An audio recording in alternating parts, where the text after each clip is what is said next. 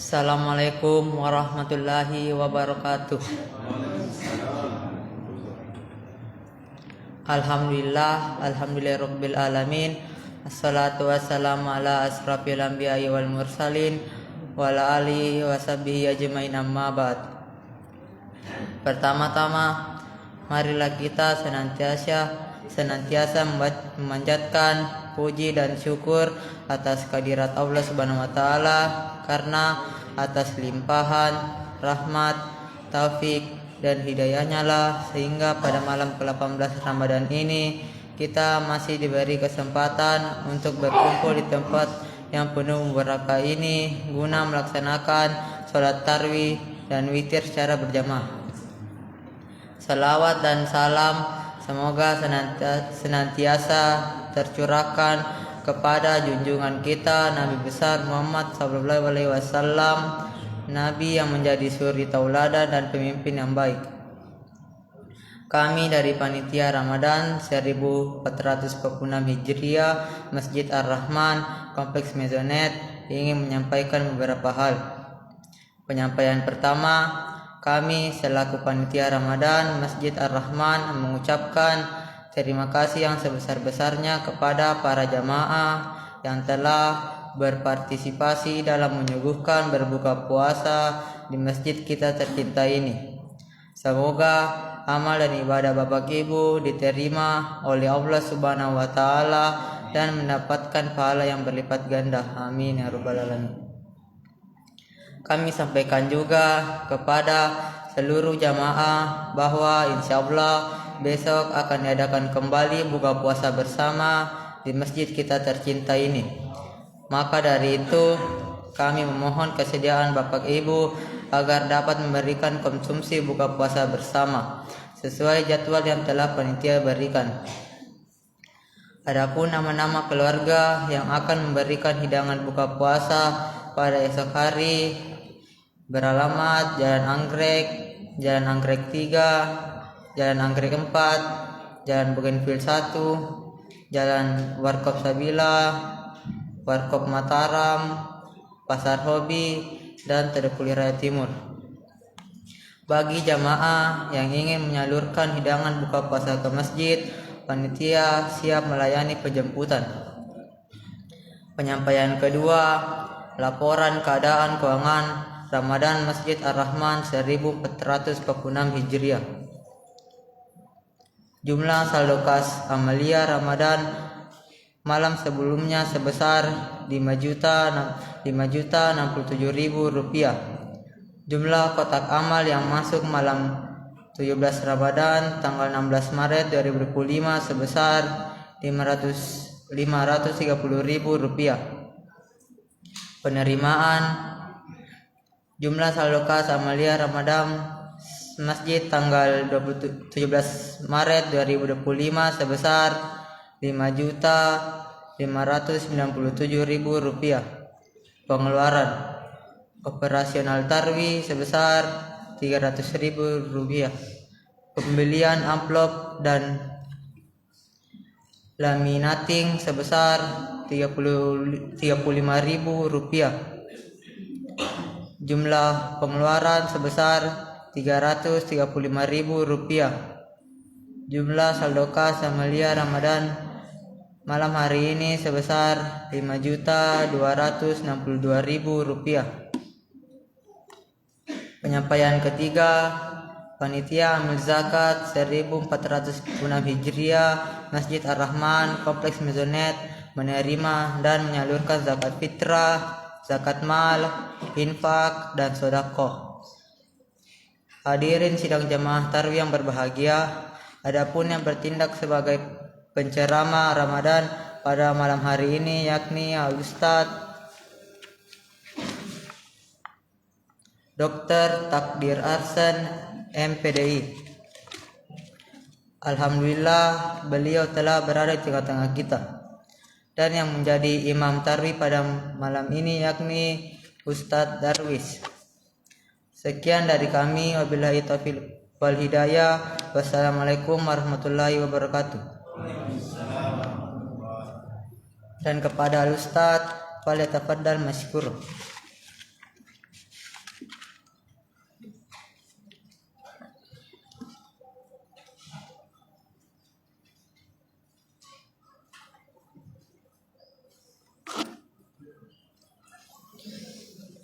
Bismillahirrahmanirrahim. Assalamualaikum warahmatullahi wabarakatuh.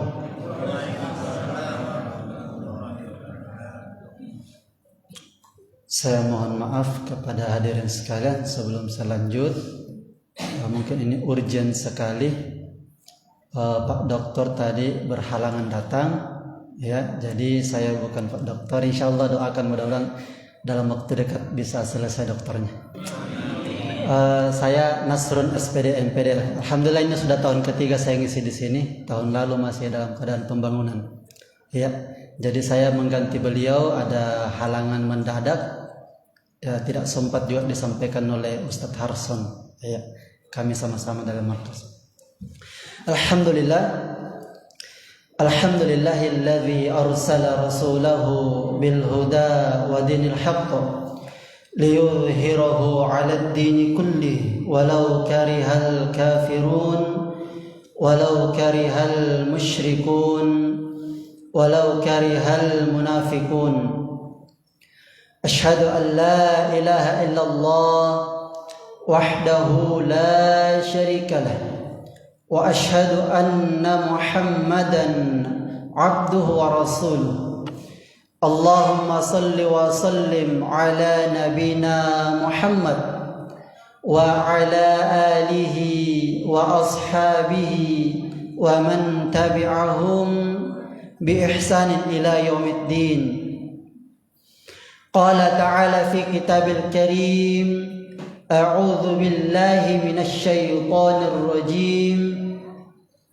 Ya ayyuhalladzina amanu kutiba 'alaikumus shiyam kama kutiba 'alal ladzina min qablikum la'allakum tattaqun.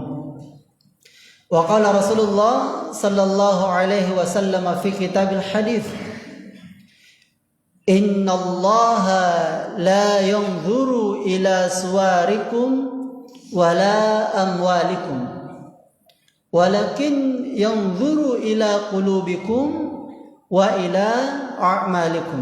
Amma ba'd. Hadirin insyaallah dirahmati Allah Subhanahu wa taala. Kembali kita panjatkan puji syukur kepada Allah. Alhamdulillah, pada malam hari ini, malam ke-18, alhamdulillah Allah masih memberikan nikmatnya kepada kita sekalian, berupa nikmat iman, kesehatan dan kesempatan untuk kembali hadir di masjid yang mulia ini untuk melaksanakan salah satu kewajiban kita, yaitu salat Isya secara berjamaah, dan insyaallah akan dilanjutkan dengan salat sunnah tarawih secara berjamaah pula.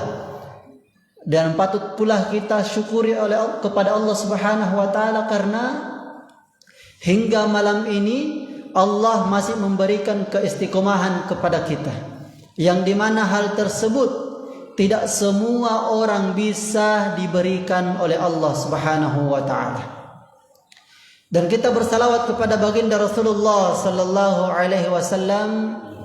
Beliau adalah utusan Allah Subhanahu wa taala yang paling terbaik, yang patut kita contoh dan yang patut kita akui bersama bahwa tak satu pun manusia yang terbaik selain Rasulullah sallallahu alaihi wasallam, dan beliau adalah nabi yang paling terakhir. Kenapa? Karena pada zaman ini terlalu banyak manusia yang berdatangan, bermunculan mengaku dirinya sebagai nabi. Maka apabila kita temui hal yang seperti itu, katakan bahwa itu sesat. Kita yakinkan diri kita bahwa hanya Nabi Muhammad sallallahu alaihi wasallam adalah nabi yang paling terakhir. Karena ada pengikutnya, banyak pengikutnya. Hadirin insyaallah dirahmati Allah Subhanahu wa taala. Insyaallah pada kesempatan kali ini tema ceramah tarawih kita adalah bulan Ramadan adalah bulan paling terbaik untuk berbenah diri. Mengapa dikatakan bulan Ramadan adalah bulan terbaik untuk memperbaiki diri kita? Mengapa bukan bulan Syawal, Sya'ban atau Muharram dan bulan lainnya?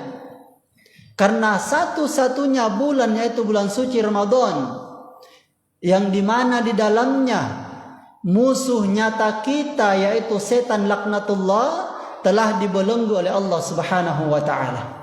Artinya apa? Hanya di bulan ini saja kita mempunyai waktu yang luang memperbaiki diri kita, tidak ada gangguan sama sekali. Dan yang kedua, karena hanya di bulan suci Ramadan, sahabat setia setan yaitu hawa nafsu kita yang senantiasa bergejolak mendukung setiap bisikan-bisikan setan laknatullah. Dan alhamdulillah hanya di bulan ini hawa nafsu kita bisa ditundukkan oleh puasa yang kita lakukan di siang hari. Bisa jadi keluar dari bulan suci Ramadan, hawa nafsu kita kembali bergejolak untuk mendukung setiap bisikan-bisikan setan, untuk kembali ambisius melakukan apa saja yang ingin kita lakukan. Ya. Maka hadirin sekalian, karena kita diberikan kesempatan oleh Allah Subhanahu wa taala bertemu dengan bulan suci Ramadan, maka mari benahi diri kita. Yang jadi pertanyaan adalah apa yang perlu kita benahi? Tidak lain adalah amalan-amalan yang kita lakukan di luar bulan suci Ramadan. Jadi tidak ada bedanya, cuma satu. Amalan di luar bulan suci Ramadan dengan bulan Ramadan cuma satu bedanya, yaitu sholat tarawih. Puasa ada puasa di luar bulan suci Ramadan, hanya saja statusnya beda. Ada sunnah, ada wajib. Sholat juga ada, tahajud ada, witir ada, sholat duha ada, zikir juga ada, baca Quran juga ada. Maka itulah semua yang perlu kita benahi di bulan suci Ramadan. Yang seperti apa? Ada 4 hal. Yang pertama, ibadah spiritual kita meliputi 3 hal. Yang pertama adalah kondisi sholat. Kondisi sholat kita yang perlu kita benahi. Dan yang mengetahui bagaimana kondisi sholat kita adalah diri kita sendiri dan Allah Subhanahu wa ta'ala. Bisa kita mengingat kembali bagaimana kondisi sholat kita di luar bulan suci Ramadan, sholat fardu kita. Apakah kita masih sibuk dengan pekerjaan sehingga sholat kita sering molor? Sholat asarnya di jam 3, sholat asarnya jam 5, sholat isyanya jam 9 malam karena pekerjaan. Maka tibalah saatnya kita memperbaiki sholat kita di bulan suci Ramadan ini. Begitu sholat sunnah. Mungkin saja di luar bulan suci Ramadan kita hanya melakukan sholat sunnah rawatib saja.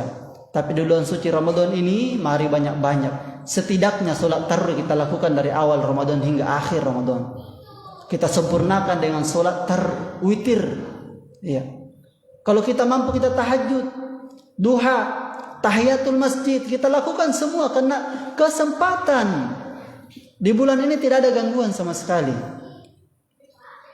Dan yang kedua adalah kita benahi bacaan Al-Quran kita.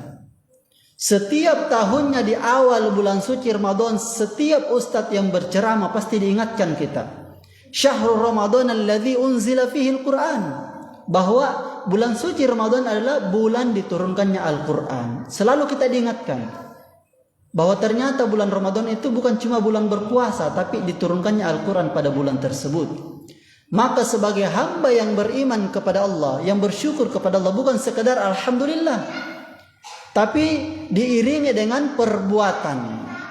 Seperti apa? Banyak-banyak membaca Al-Quran di bulan suci Ramadan. Itu bentuk syukur kita kepada Allah.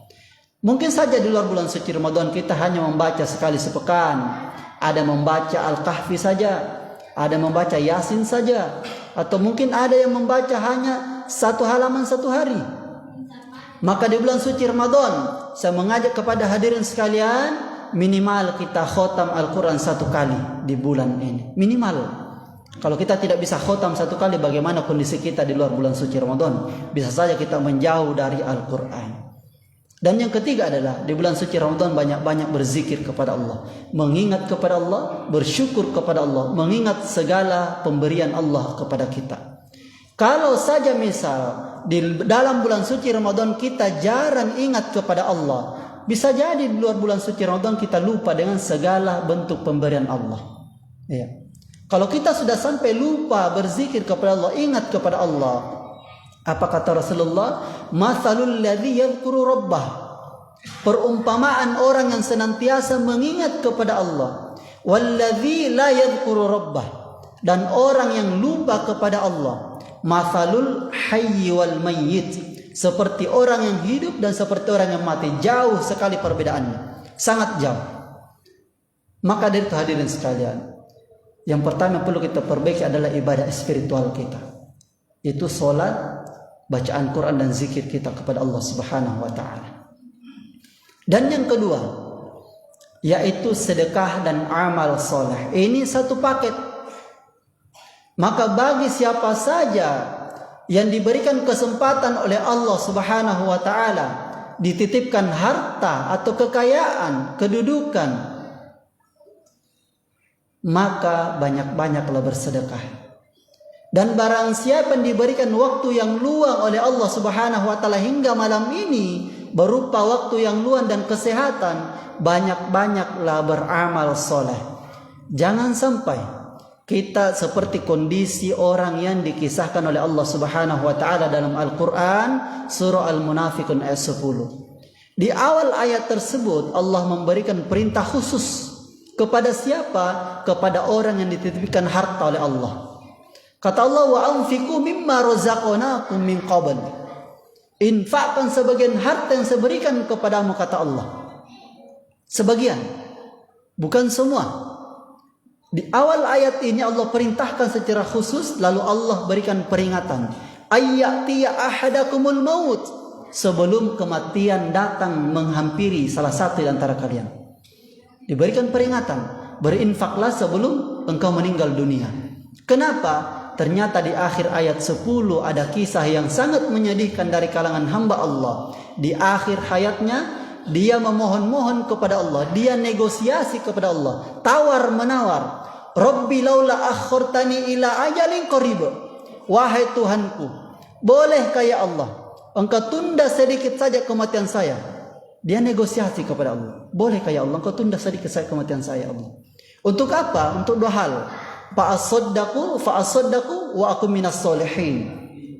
Apabila engkau tunda kematian saya ya Allah, saya akan senantiasa menjadi hamba yang suka bersedekah dan beramal soleh. Ternyata inilah orang yang selama hidupnya diberikan harta, dititipkan harta oleh Allah, tapi malas bersedekah. Dan dia juga termasuk orang yang diberikan waktu yang luang, kesehatan, tapi dia malas beramal soleh. Sehingga di akhir hayatnya dia hanya bisa menyesal, dia hanya bisa negosiasi, tapi sangat disayangkan. Allah langsung jawab secara instan dengan tegas di ayat ke-11 surah Al-Munafiqun bahwa wala yuakhirallahu nafsan. Dan Allah tidak akan menunda kematian seseorang idza jaa ajaluha, apabila jadwal kematiannya telah tiba. Kita semua mempunyai jadwal kematian, hanya saja kita tidak tahu kapan jadwal tersebut. Secara tegas Allah sampaikan, tidak ada lagi penundaan. Maka bagi kita yang masih diberikan waktu hingga detik ini, mari bersedekah bagi yang mempunyai harta, mari beramal soleh bagi yang diberikan kesempatan, waktu yang luang dan kesehatan. Semoga kita tidak termasuk hamba yang menyesal di akhir hayat kita. Hadirin yang insyaAllah dirahmati oleh Allah Subhanahu wa ta'ala. Itu yang kedua.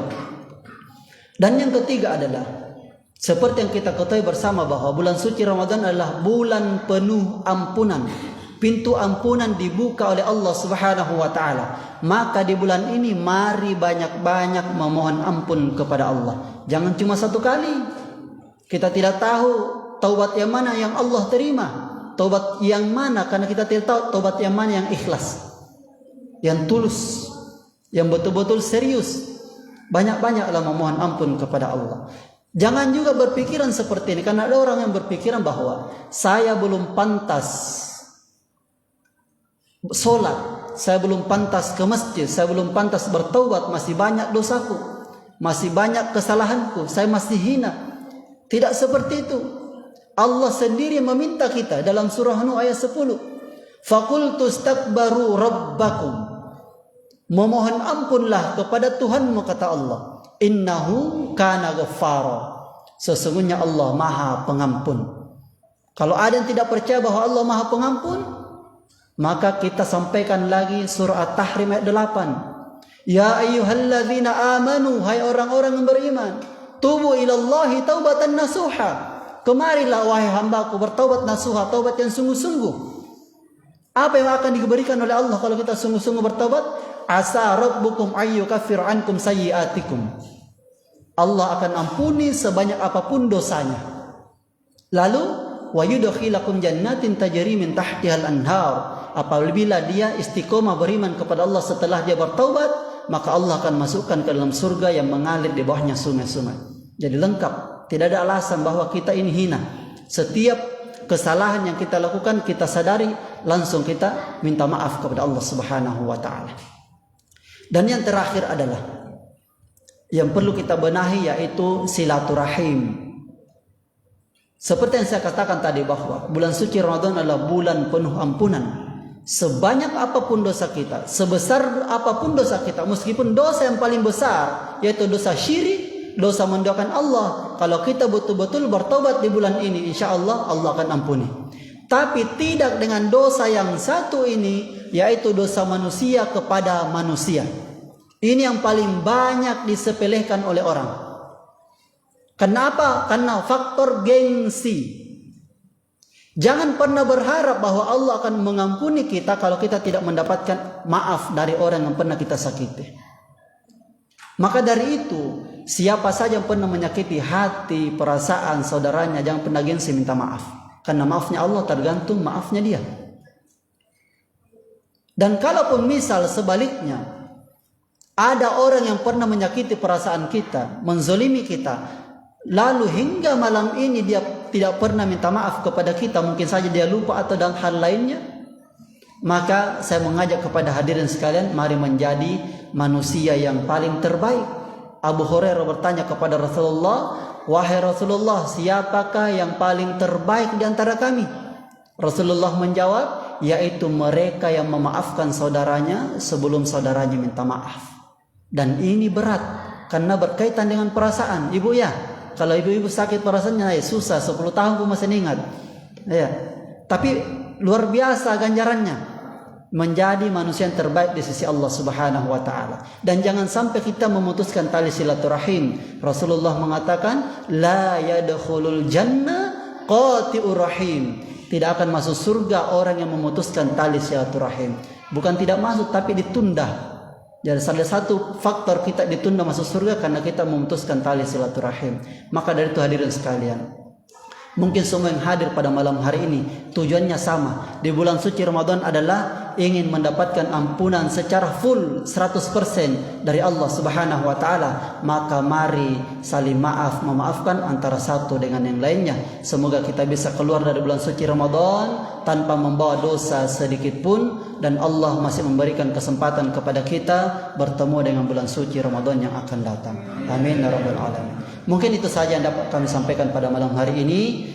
Harapan kami adalah dapat kita amalkan dalam kehidupan sehari-hari. Barakallahu fikum. Wassalamualaikum warahmatullahi wabarakatuh.